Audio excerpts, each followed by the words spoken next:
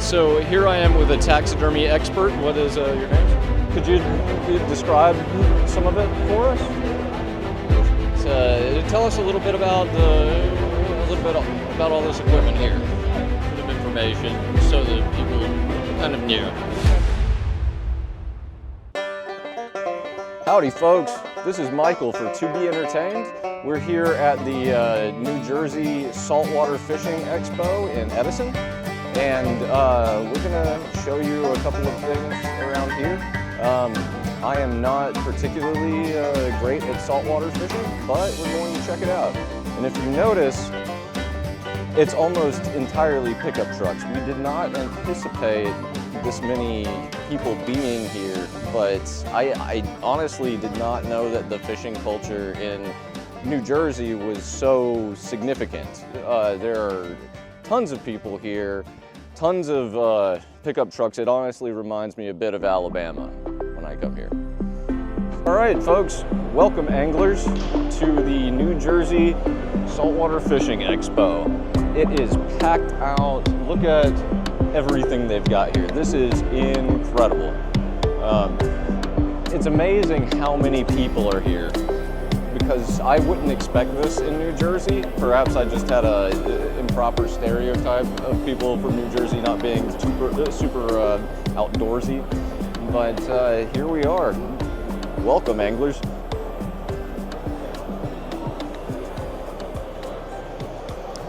Yeah, so we've got tons of seminars actually as well, in seminar 1 and 2 there, as well as 600-ish different booths with multiple different companies. This is much more massive than expected, and we're gonna have a good time with this, looking around, because I mean, just look at the amount of material we have here to check out. All right, let's check it out. Got tons of rods here. Most of this is going to be for saltwater. Like, I mean, look at your electric rod there. This is all heavy stuff, but there's more in here as well. I mean, this is a showcase of what saltwater fishing should be. Right, you've got these large baits. You've got this spread rig with tons of squid on there. You're gonna catch lots of mackerel, maybe bonita and tuna. Tons of bait, more rods, more reels. And while I'm not an experienced saltwater guy, we've got St. Croix's. This is actually something that's interesting to me. We've got St. Croix's Exposition here, which is my favorite brand of rods. They are amazing. Okay. Excuse me. We've got artwork over here. It's very loud in here. I hope you can hear me. I'm less interested in the artwork and the apparel than I am with the tackle and the lures. So anywhere you look in here, you're getting equipment across the board. We've got rod holders over here from Performance Welding. We've got Almeria's carbon fiber rods right here. I'm not entirely familiar with the whole chair situation that's going on right there. We've got more tackle, and pretty much everyone can use salt or freshwater. We've got a sunglass shop. The Costa shop is on the other side. If you want to continue walking this way, we've got plenty of Trump apparel over here.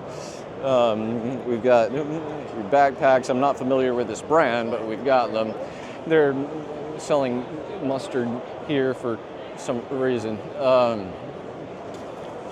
And then most of this stuff is going to be either used in brackish water or salt water.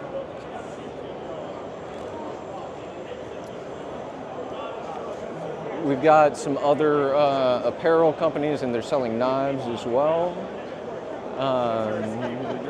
More rods. As you could see, tons of people are buying rods here. Like, and it is packed. I didn't realize the fishing culture in New Jersey was quite so vibrant, but it is. This is massive. Like, this is something you would see in northern Florida or Alabama. And as we move on through, more and more rods. We've got some gaffs right there. We've got the heavy rods right here for offshore stuff. Hey, we're doing a little video about this. Would you like to? Why not? My English is not so good, but okay. It's my first time here. I try to promote my work. And yeah. We're just trying to show people what this is all about, and just wanted a little bit of insight from someone who knows. Yeah. So could you describe some of it for us? Listen, I can give you some information about my work because I am from overseas. I am from Greece. Oh, okay. If you need information about the road, I am not the best because I don't know all the materials about that. Okay, that's fine. I can say for my work, I am from Greece. Greece is, Europe. Yeah, I know where Greece is. Yeah. I have my company Ionian Fishing in west part of Greece, in Ionian Sea. Oh yes, yeah. And I make fishing lessons about jigging, spinning. Mm-hmm. I use more lures, top water, soft bait, anything about lures. And I have to say Greece, it's paradise for vacation. Oh yeah. Good weather and the perfect condition for light fishing.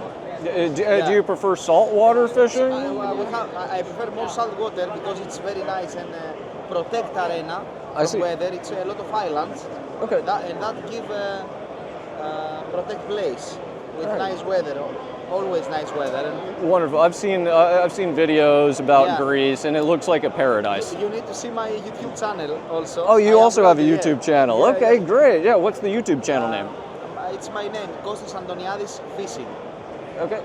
All right. So if you'll. And take that just to have for the future. Absolutely. You never know. Maybe you visit Greece. Yeah. You come to catch that. Amberjack. Nice amber. Yeah. I'm actually going to Cyprus soon. Yeah. My one of my friends is getting married there. Wow, that's great. So yeah. Hey, it was great talking to you, man. Thank you very much. Thank you for keeping the good work and for anything contact. All right, will do. Thanks, man. All right, so again, more rods. It's amazing how many people are buying rods and reels here, because this is not a cheap hobby, and people are coming out in droves to purchase materials. Most of it is saltwater, but you will see some stuff that can also be used in freshwater, like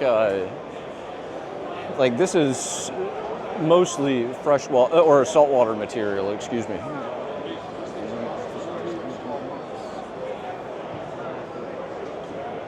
And then this is this is beef jerky, and we actually purchased some jerky from this man earlier. One of the best flavors of all the jerkies I have, but it'll bite a lot more. Where's the turkey? Yeah, that one's good. I think I'll purchase that one. It tastes fantastic. Highly recommend the Jerky Hut. Excellent. Okay, we've got more rods. Obviously, these aren't coming with reels. This is going to be more expensive. You're not buying a 2-for-1 thing here.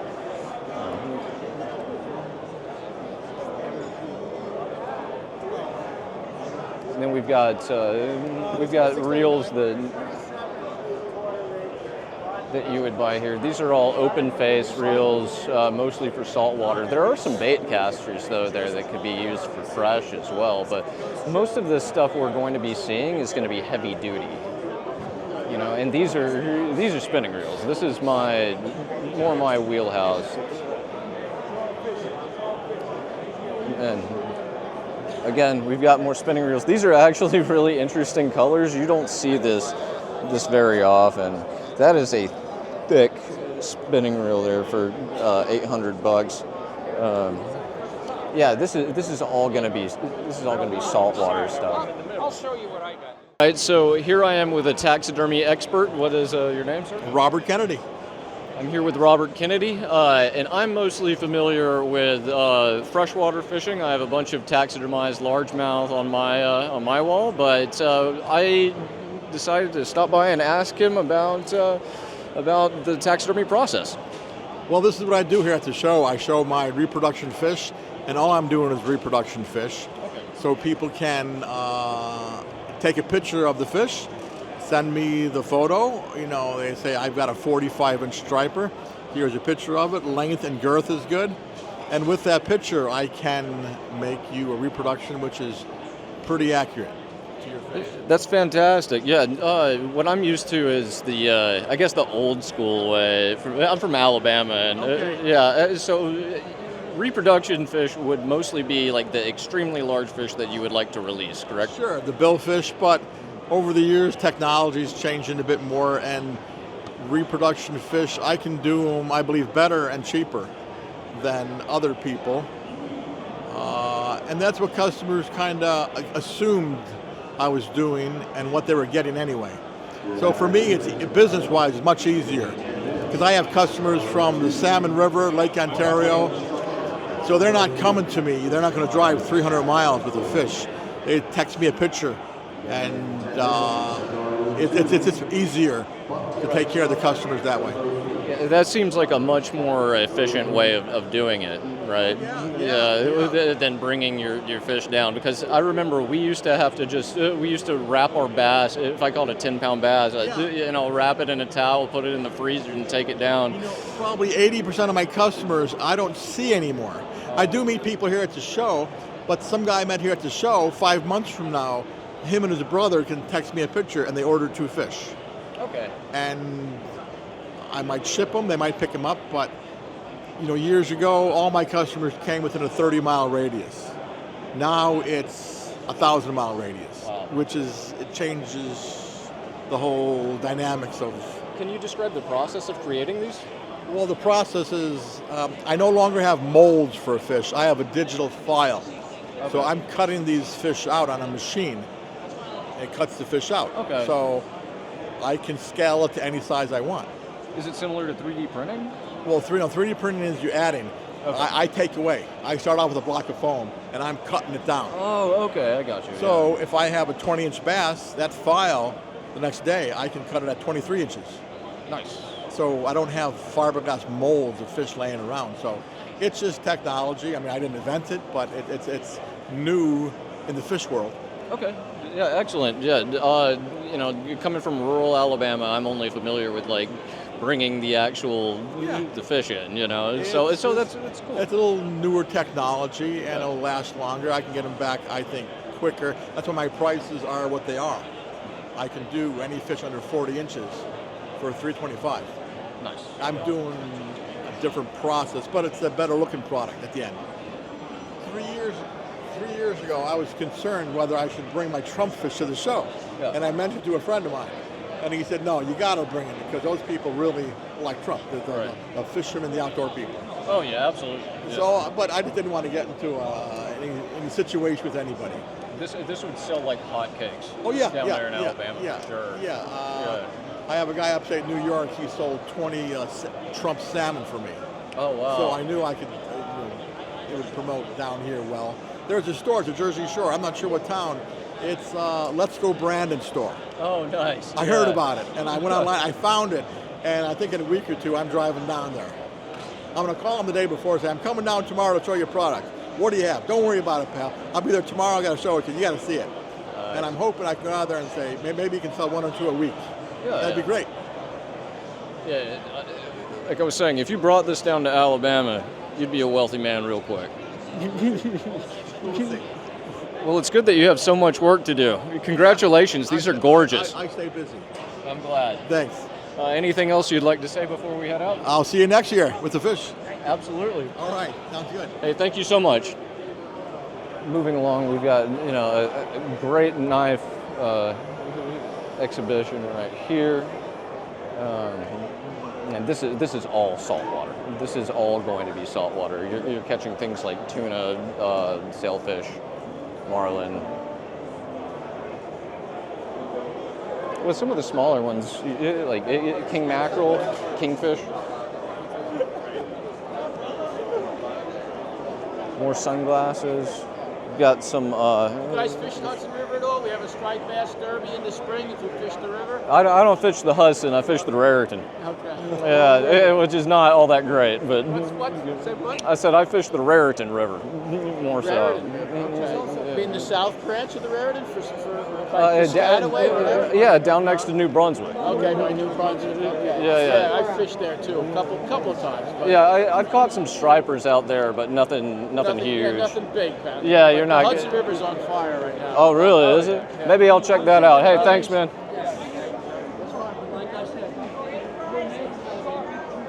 Yeah, I really should fish the Hudson at some point, but I'm used to the Raritan.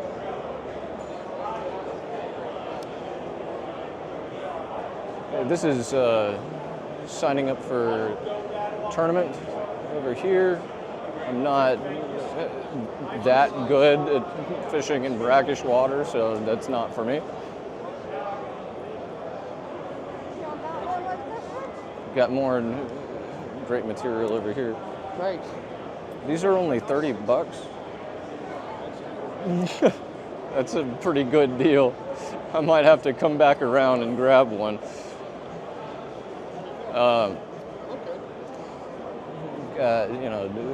More polarized glasses here, but just to give a shout out to my favorite brand, it would be Costas. I'm not familiar with this brand right here, but if you're gonna get glasses for fishing, you're going Costa Del Mar. This is not sponsored. This is my opinion. All right, so we've got a trout pond, and it's kind of showing kids how to fish for trout. Now, I don't typically fish for trout, but these are beautiful looking fish. I mean, check them out. Yeah. Oh, yeah. So they're also doing like a little a mining thing here for like crystals and things like that. I'm not entirely sure what that's about. I'm more of a fishing guy, but yeah. This is a lot of trout in here, and it's good for showing kids how to attempt to catch them. So anyway, this is a really interesting exhibit. I can't say I've seen much of anything like this in the past at any fishing or sporting goods location. So that's really cool. All right, guys. So moving right along, going down here, and we're seeing some decorative rod manufacturing here, and we've got some custom-made rods. Those look gorgeous. And we've got some really good-looking squid jigs over here. That would be very good fishing off of a pier or something like that. That'd be fantastic. And then we've got some necklaces if you're interested in necklaces. I'm not particularly, but other people may be. We've got tons of tackle right here. Really good-looking stuff for saltwater. We've got fishing kayak right here. One of my something I dream of buying. Be great. Now this is all going to be saltwater stuff. You're going to be fishing for tuna. You're going to be fishing for sailfish and things like that. And we've got I have no idea how much this is, but it's probably a very expensive sea-doo. Yeah.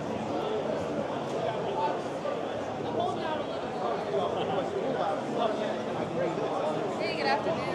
Hi, how are you? This is more apparel. My problem is where I Yeah. fish, so if they fall in the water. Waterproof hats.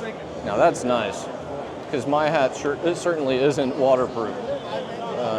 More apparel. It's like the fourth.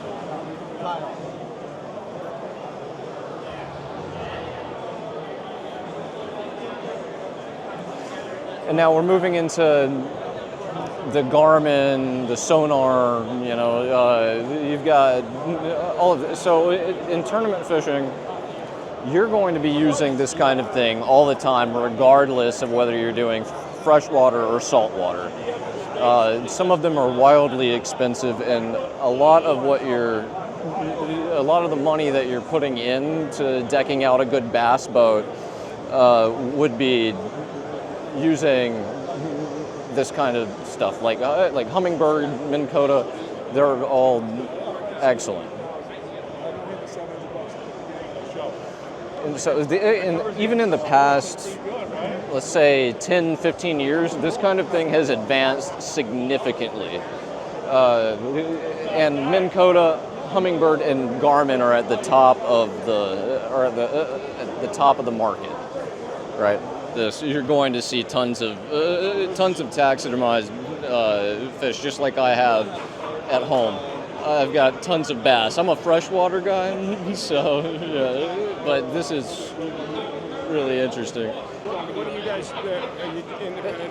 It's a YouTube channel. We do a lot of different types of documentaries about different places. We go to different expos and things like that. He's our TV star. And we wanted you to tell us a little bit about all this equipment here. All right. The Humminbird stuff mainly, or Minn Kota, or everything in between? Either. All right. So yeah, here we have the Humminbird product lineup. This is a full lineup of fish finders ranging from 19 inches all the way down to 5 inches.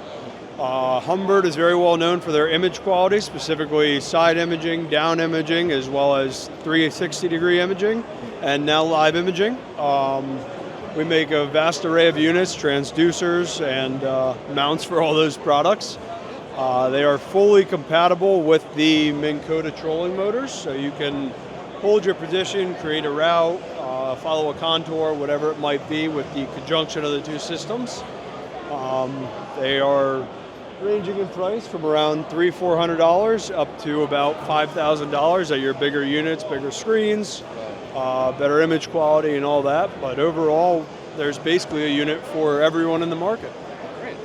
Yeah, I personally have a Minn Kota trolling motor, so perhaps Minn Kota may be my next purchase. Yeah, definitely. The trolling motor's a great starting place, and then you can, add a Humminbird in conjunction. Those will work over a Ethernet linkage, and that'll be, very simple to add. It's just one cable. It'll connect between the head unit and the fish finder, and it'll access a bunch of different unit or options for you within the unit.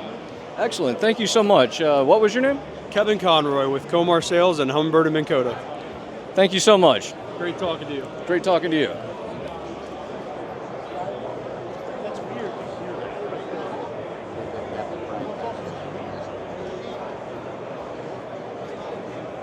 Yeah, so we've got tons of knives here. We've got a bunch of soft plastics. This is the Gulp exhibit. They're obviously very popular in the freshwater scene as well. And then we've got some. We've actually got some charters over here offering to take people out to catch striped bass. Apparently, that's extremely popular right now. And then obviously, as you can see, tons of rods, tons of reels. We're in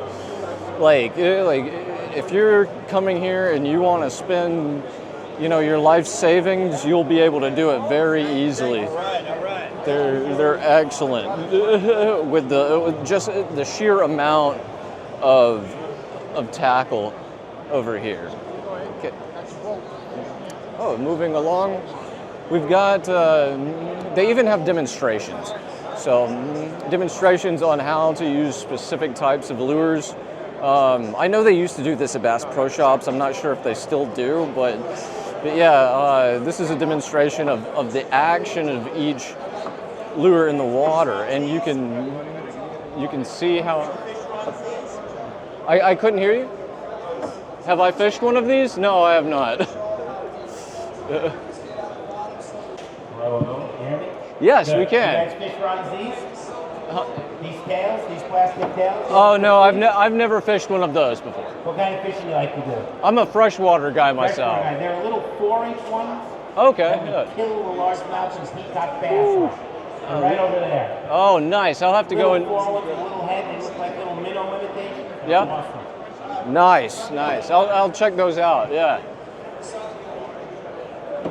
But yeah, as you can see, this is the action on these. This is going to be for saltwater. These are very heavy jig heads, right? The tail is a ronzi. It's just a round head that we put on it just for heaviness, Yep. so it looks cool.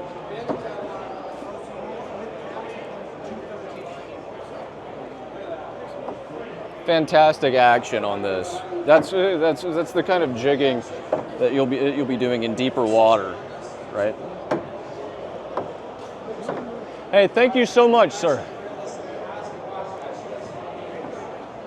Yeah, the smaller ones he was talking about are going to be over here. He said that they were smashing largemouth, so I'm certainly interested in that. Oh, no worries. And so yeah, you see these spoons, you see these soft plastics. And these are extremely versatile. You can use them anywhere. Even these swim baits over here, you can use that freshwater easy. These jigs over here as well. And then you've obviously got the bigger setups. I'm not an expert in this stuff, but someone who is might be able to chime in the comments, I guess. Yeah, just the sheer quantity is astounding. I'm a freshwater guy, so I'm unfamiliar with this, so we just wanted a little bit of information so that people kind of knew. These type of these are called bars. We use them primarily for tuna and offshore fishing, marlin, mahi, various other ones for wahoo. They emulate bait fish skipping across the water. Very popular. They've come on strong in the past couple of years. I represent Tormented Tackle out of West Palm Beach, Florida. We grew up using other people's configurations. The owner, Dave, came up with some innovative techniques we've employed to get these in the water, make them more durable and last longer. Okay. Well, thank you so much. Could you repeat who you represent again? Tormented Tackle. Tormented Tackle. Thank you so much, man. Good day. You too. All right, so these are heavy offshore rods, right? And you're going to be using these a lot for like drop fishing, like you're going onto the bottom, you're catching snapper, you're catching amberjack, you're catching things like that. But then again, you can use a flat line for fishing for pretty much anything, like mahi.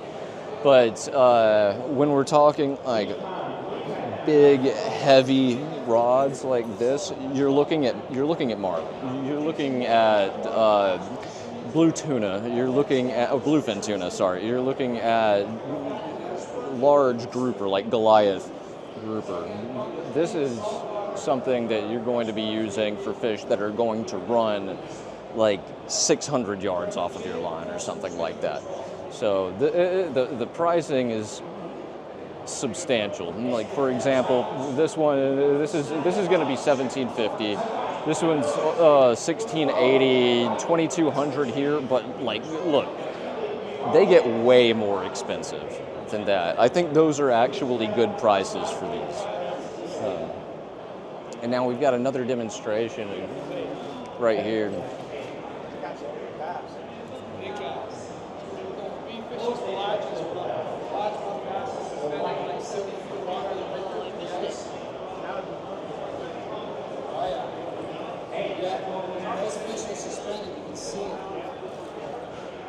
Yeah, we get those deep leaks like kettle ponds in Massachusetts.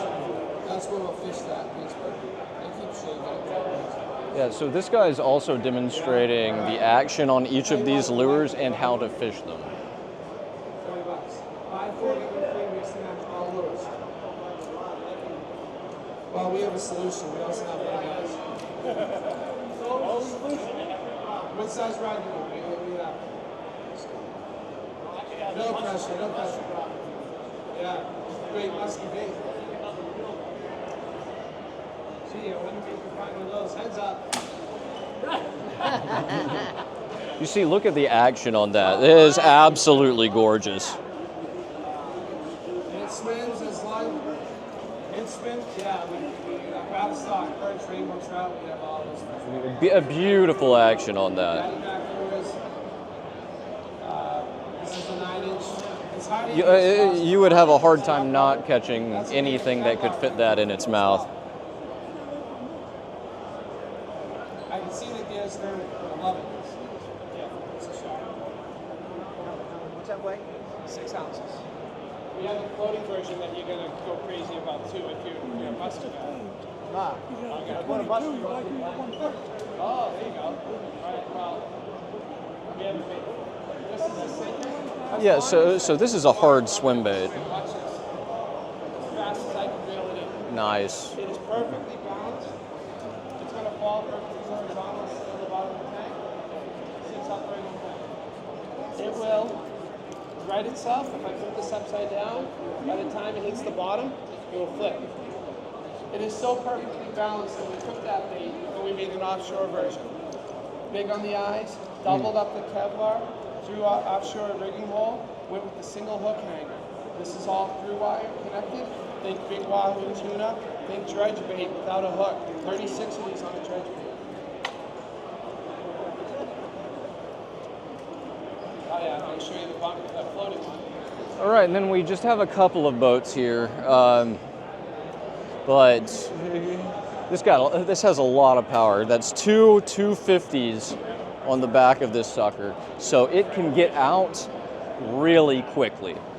Once you've got that kind of speed, you're getting out a lot faster. You're starting fishing a lot earlier. Now this one right here is a larger vessel, but you're going to be paying for it too. Now, I think, what are these 250s as well? No, these are 200s. Okay, so that's going to get you out. It's going to be a little bit slower than that one because that's a smaller boat. But I mean, yeah, you're looking at a couple $100,000 for this kind of thing. Closer to maybe like 400 or something. All right, so we're checking out the boat here.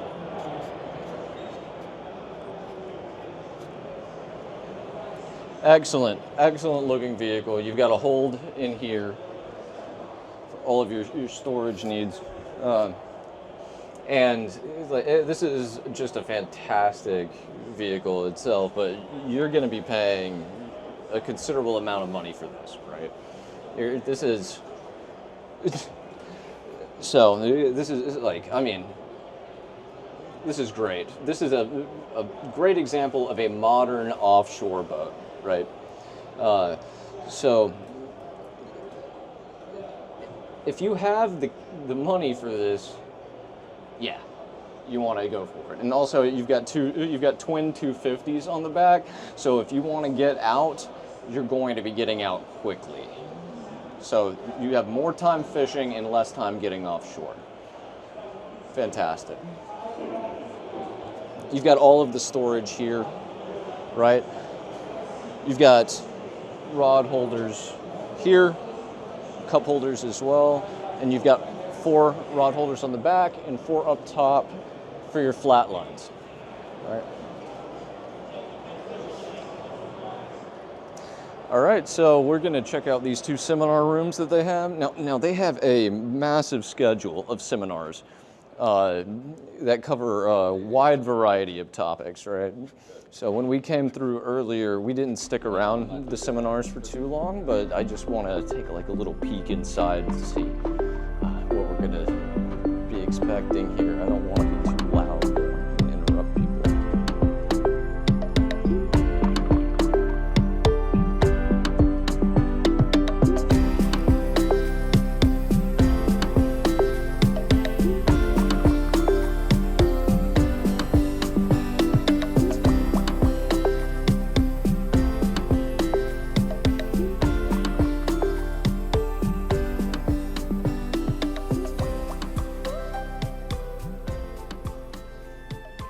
Yeah, so as you can see,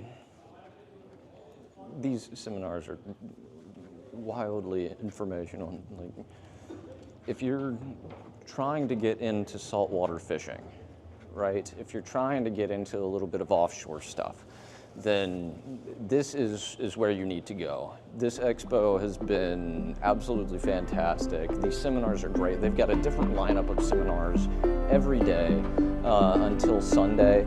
And if you're interested, come on out. If you miss it this year, come next year.